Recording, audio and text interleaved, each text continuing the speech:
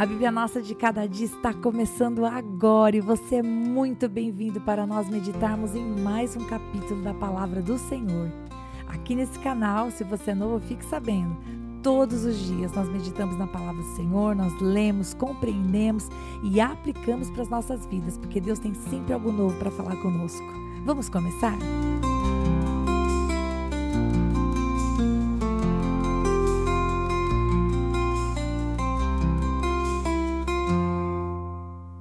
Hoje nós vamos meditar no capítulo 9 de Esther. Um capítulo mais longo e eu diria, 32 versículos, eu diria que além de mais longo, um capítulo muito profundo. Ao mesmo tempo que nós caminhamos para o final do livro, porque o livro de Esther tem apenas 10 capítulos, o capítulo 9 ele é mais profundo porque ele vai lidar com o momento da batalha final.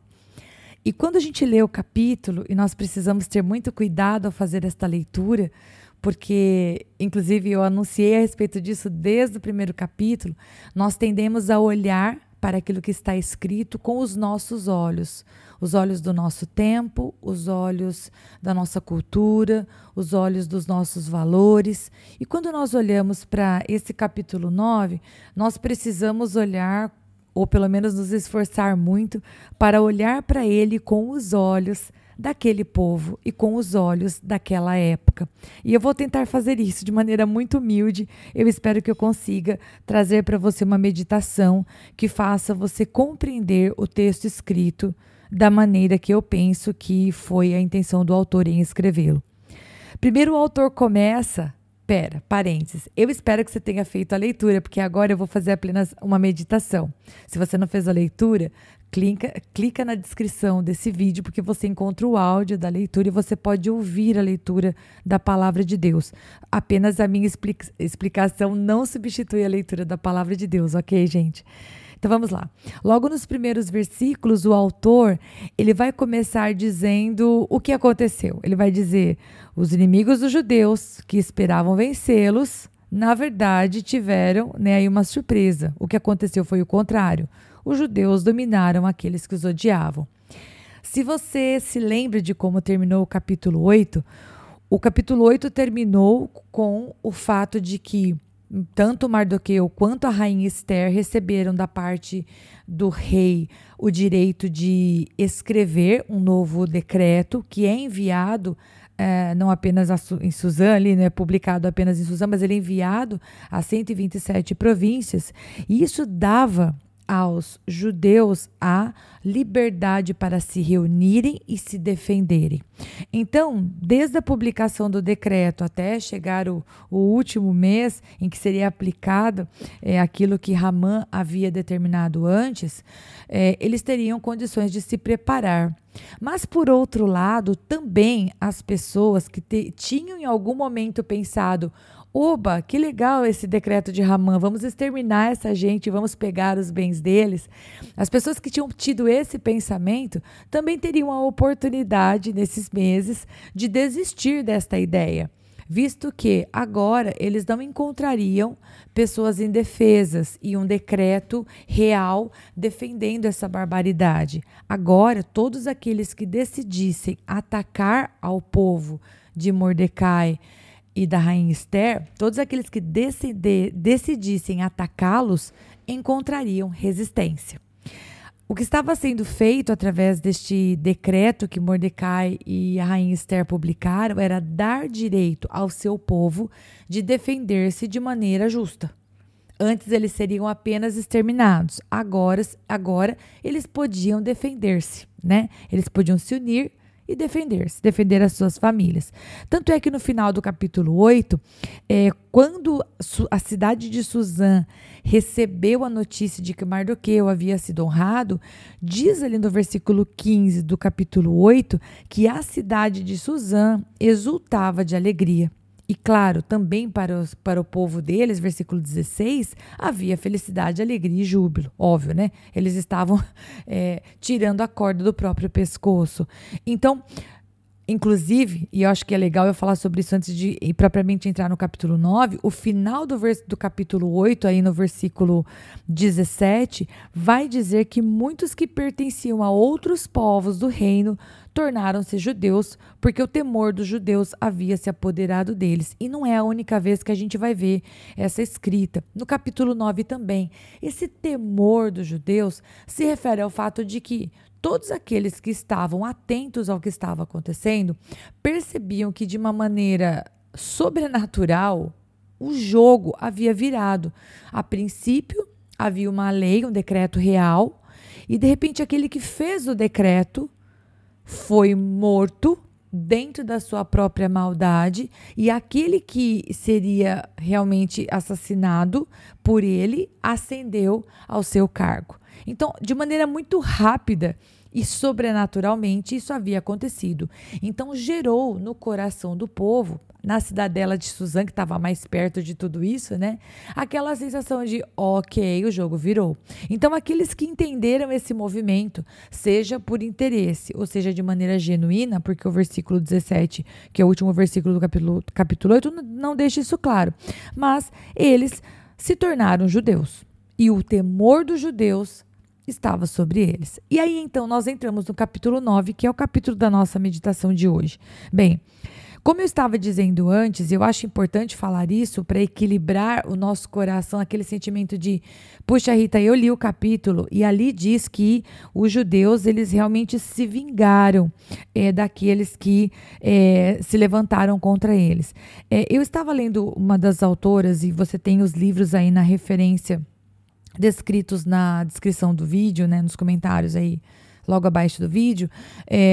Lendo os autores, você observa que eles conseguem estabelecer uma razão para todo esse levante do povo de Esther e do povo de Mardoqueu.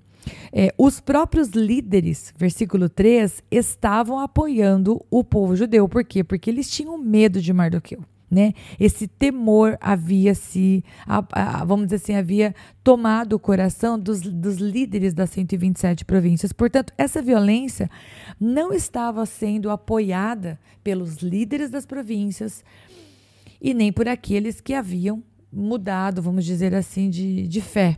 Mas quando chegou o dia em que as pessoas que quisessem matar os judeus teriam a liberdade de tentar, pelo menos, na cidadela de Suzã, 500 pessoas tentaram fazer isso. E as 500 pessoas que tentaram foram mortas. Agora, o número no restante das províncias é ainda mais assustador. O número é de 75 mil pessoas. Versículo 16.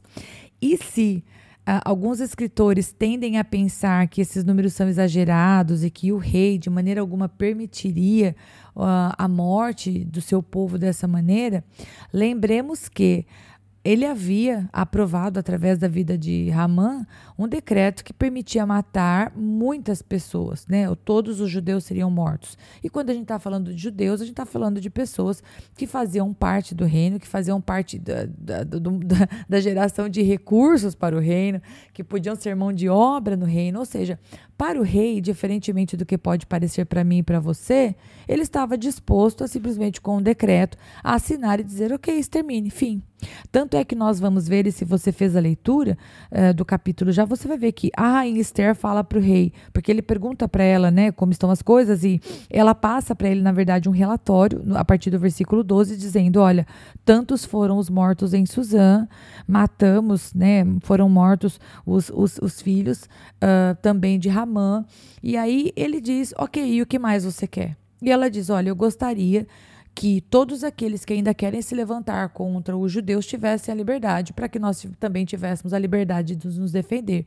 E o rei simplesmente diz, ok, seja feito assim. Então, aí a gente vê uma diferença no texto entre Suzã e as demais províncias, porque as demais províncias tiveram o cumprimento do decreto em um dia, e no segundo dia eles festejaram, mas já em Suzã, essa luta, essa defesa se estendeu por 2 dias. E então houve realmente aí mais 300 pessoas que quiseram aproveitar a oportunidade em Suzã para se levantar contra o povo judeu e foram mortas. Então, é um capítulo triste, porque é um capítulo de batalha, é um capítulo de morte, é um capítulo de eu diria que é um capítulo de ira, é um capítulo em que você vê que as pessoas tiveram, e agora eu estou falando daqueles que não temem a Deus, ok? Eles tiveram ali vários meses para dizer, ai, deixa para lá esse povo, vai. Os judeus habitam entre nós, eles têm aí os seus negócios, eles fazem o seu trabalho, vamos dizer assim, eles ajudam, né, na construção desse reino. Não vamos nos levantar contra o nosso vizinho, não vamos tomar os seus despojos. Só que todas essas pessoas não desistiram da ideia de matá-los e despojá-los, né, e roubar os seus bens. Então não sobrou outra alternativa para os judeus a não ser se defenderem e matarem os seus inimigos. Mas diferentemente do que o decreto dizia, que se você matá-los, você pode tomar os seus bens, a gente vê tanto no versículo 10 quanto no versículo 15 que, apesar dos judeus terem matado os seus inimigos, aqueles que tentaram matá-los primeiro, eles não se apossaram dos seus bens. Não havia uma alegria em matar para tirar do outro o que o outro tinha. Era simplesmente defesa. E, inclusive, isso me lembrou, não sei se você já leu a história de Abraão, mas Abraão, lá em Gênesis 14, versículo 21 e 23, ele também se recusou receber os despojos que foram oferecidos pelo rei de Sodoma. Abraão sabia quem era o que o enriquecia. Ele não precisava se enriquecer com o bem alheio, ele podia contar com a mão de Deus. E então, o capítulo caminha para o fim, e eu acho que eu vou destacar o versículo 22, dizendo que nesse mês a sua tristeza tornou-se em alegria e o seu pranto num dia de festa. Claro que você, talvez como eu, possa pensar, Rita, como que eles podiam se alegrar tendo matado pessoas? Né, tendo entrado em guerra. Bom, eu olhando com os nossos olhos, olhando com o nosso olhar contemporâneo, isso parece terrível, mas ao mesmo tempo nós temos que entender que a ideia de luta, de guerra, de batalha, de pegar em armas, de conquistar povos, era um olhar da época, além do que eles não tinham saído para matar e infligir violência, eles tinham se defendido, e sim, aqueles que os atacaram foram mortos. Então, aqui eles estavam celebrando porque Deus havia permitido que eles se defendessem. E sim, a tristeza foi tornada em alegria e o seu pranto no dia de festa. E diferente do que Ramã havia proposto, Ramã queria que todos fossem mortos, né? Homens, mulheres, crianças. No caso, eles haviam se defendido exclusivamente, contra aqueles que os atacaram. E o capítulo termina, então, com a instituição da festa de Purim, em que deveria ser celebrada. Você vê isso escrito aí no versículo 21 do capítulo 9. E, então, essa festa deveria ser celebrada todos os anos. Com qual intenção? Com a intenção de se lembrar que, num dado momento, o povo seria morto de maneira indefesa, mas Deus, de maneira sobrenatural, trouxe a eles o livramento, mas não um livramento em que eles não precisaram fazer nada. A gente gosta muito de dizer, Deus luta as minhas batalhas. E eu realmente acredito que muitas vezes, porque a própria palavra nos respalda assim, o Senhor realmente vai à nossa frente e a gente não precisa fazer nada. Mas essa história fala a respeito de um povo que teve que lutar até o fim. Eles não teriam a opção aqui de hastear uma bandeira branca e esperar que o inimigo não os atacasse. Eles tiveram que lutar por suas vidas e eles fizeram isso até o fim. Em certo sentido, eu e você, nós também temos que lutar até o fim. Aqueles que lutam, por exemplo, contra a depressão, aqueles que lutam contra um sentimento de perda, uma tristeza da morte de alguém, aqueles que lutam por um abandono no casamento, com um casamento desfeito, aqueles que lutam por uma situação familiar que está diante dos olhos deles e eles veem que a situação está apenas se agravando. Hastear a bandeira de paz, a bandeira branca e simplesmente esperar que tudo fique bem não é uma opção. Muitas vezes de maneira figurada. Por favor, eu estou agora fazendo uma aplicação e eu espero que você entenda, eu tenho que dizer isso todos os episódios. Eu não estou aplicando um conceito puramente literal, né? Você não vai pegar uma espada literal, você não vai pegar um escudo literal, mas você e eu, nós temos que sim nos armar das armas de Deus, da armadura do Senhor, todos os dias para resistir ao dia mau. Porque eu sei que muitas vezes o cansaço físico, o cansaço psicológico, o cansaço emocional nos faz sentir vontade de simplesmente pendurar uma bandeira branca e esperar que o inimigo desista de nos atacar. Mas olha, eu vou dizer para você uma coisa, isso não é uma opção. Não é uma opção. Em alguns momentos, o Senhor lutará por nós. Nós oraremos e o Senhor fará milagres. Em outros momentos, nós vamos precisar nos posicionar. E se nós não lutarmos até o fim mesmo, até que o nosso inimigo morra, e eu estou falando inimigo aqui no sentido de que o inimigo pode ser a nossa própria carne, o nosso inimigo pode ser o nosso próprio sentimento, né? O nosso sentimento de vingança precisa morrer, o nosso ódio precisa morrer, a nossa falta de perdão precisa morrer, a nossa vontade de desistir precisa morrer. A nossa vontade de desistir pode ser o nosso inimigo. A nossa vontade de não levantar da cama pode ser o nosso inimigo. A nossa vontade de não orar mais por alguma coisa pode ser o nosso inimigo. Não tem como nós pegarmos este inimigo, aplicando para as nossas vidas, e deixar ele ali e pensar, ele vai desistir. Não, ele não vai desistir. Mas nós somos povo de Deus, o inimigo vai desistir. Não, o inimigo não vai desistir. Nós vamos ter que lutar até o fim. Então, se fosse para eu desejar algo para você nesse dia, eu desejaria que você se apegasse ao Senhor, com força, com dependência, que você não deixasse de orar todos os dias, colocar diante de Deus os seus sentimentos, as suas preocupações, as suas ansiedades. Às vezes sentimos vontade até de parar de orar, mas isso não é uma opção, escute, não é a opção. Orar, falar com Deus, depositar diante dele os nossos sentimentos mais sinceros, clamar ao Senhor por força, clamar ao Senhor por fé.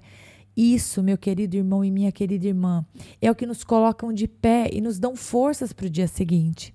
Escute, desistir não é uma opção, ok? Porque se você desistir, o inimigo, e eu não estou mais falando aqui dos inimigos dos judeus, eu estou falando do teu inimigo. O teu inimigo vai vencer. O teu inimigo vai vencer. Ele não vai ter dó, ele não vai ter piedade. Ele vem para matar, ele vem para roubar e ele vem para destruir. É isso que a palavra de Deus fala a respeito do nosso inimigo. Então, que você possa, nesse dia, ser fortalecido na força do Senhor e que você seja levado a andar mais uma milha. Um dia de cada vez. E quando você estiver orando e parecer que a tua jornada está pesada demais, você pode falar com o Senhor, Pai, eu gostaria de orar com alguém a respeito disso. E o Senhor pode mostrar para você uma pessoa com quem você pode abrir os seus sentimentos e pedir oração. Você pode não fugir das batalhas. Tem pessoas que fogem do campo de batalha e se escondem nas mídias sociais. Tem pessoas que se escondem nos vícios. Tem pessoas que se escondem na comida. Todas essas coisas podem ser esconderijos, mas não resolvem o problema e não vencem o inimigo. O inimigo apenas fica mais forte. Então eu termino aqui esse podcast, um pouco mais sério do que nos outros dias, incentivando você a pensar em alguém, a pensar em você mesma, a orar ao Senhor, porque talvez alguém que esteja prestes a desistir precise ouvir esse podcast e precise se sentir não apenas fortalecido por saber que Deus o ama e está com a mão estendida para abraçá-lo e para dar forças para mais um dia, mas para que essa pessoa saiba que ela não é a única pessoa ao redor do mundo que está lutando para não desistir, que está lutando para dar mais um passo, que está lutando para checar mais um e-mail, que está lutando para checar mais uma mensagem, que está lutando para dar conta de mais um compromisso. Existem pessoas que estão nessa mesma caminhada e essa empatia, essa identificação nos fortalece a orar uns pelos outros e a não desistir. Então agora a tarefa é tua. Eu já fiz a minha. Eu já trouxe para você essa meditação. Agora você semeia essa palavra. Deus abençoe e se o bom Deus permitir, eu estou aqui para nós meditarmos no próximo episódio, no último capítulo de Esther. Até lá.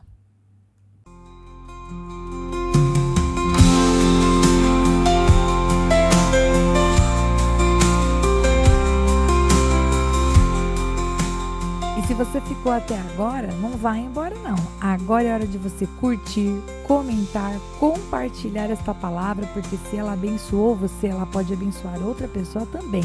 E lógico, se inscreva no canal, ative o sininho, assim você não perde os próximos episódios. Deus te abençoe e até lá!